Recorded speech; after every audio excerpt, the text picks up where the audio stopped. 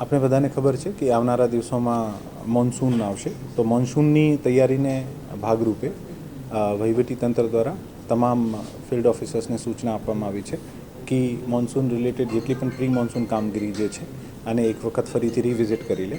આપણું જે disaster control room જે છે, આ ડિઝાસ્ટર કંટ્રોલ રૂમ આપણું ચાલુ છે અને રાઉન્ડ ધ ક્લોક ચાલે છે.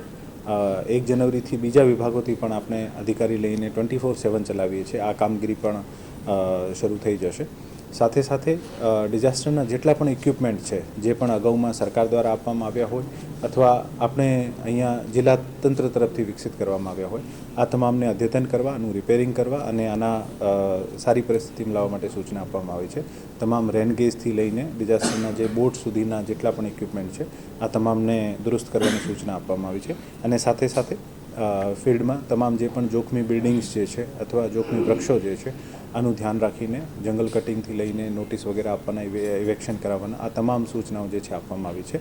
અને હું અપેક્ષા રાખું છું કે તંત્ર દ્વારા આવનારા મોન્સૂનમાં આ તમામ તકેદારીના ભાગરૂપે કોઈ પણ બનાવ ના બને અને કોઈ પણ સંજોગોમાં બનાવ બને તો આ બનાવને ઝડપથી પહોંચીને હાથોહાથ જે છે અને જે છે આનો અહેવાલ આવે અને આના જે પણ કમ્પન્સેશન અથવા સહાય હોય, અમે પ્રયત્ન કરીશું કે વિધિન 24 અવર્સ જે છે આ સહાય બધાને ચૂકવી શકીએ.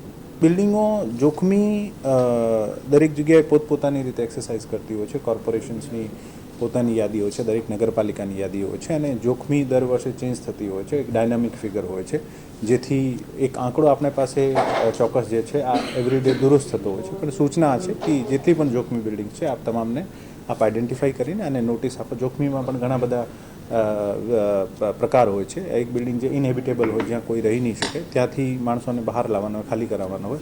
અને જ્યાં દુરુસ્ત થઈ શકે છે અથવા જ્યાં ઠીક થઈ શકે છે અને રિપેરિંગ માટે પણ આપણે ઇન્ટિમેશન કરતા હોઈએ છીએ.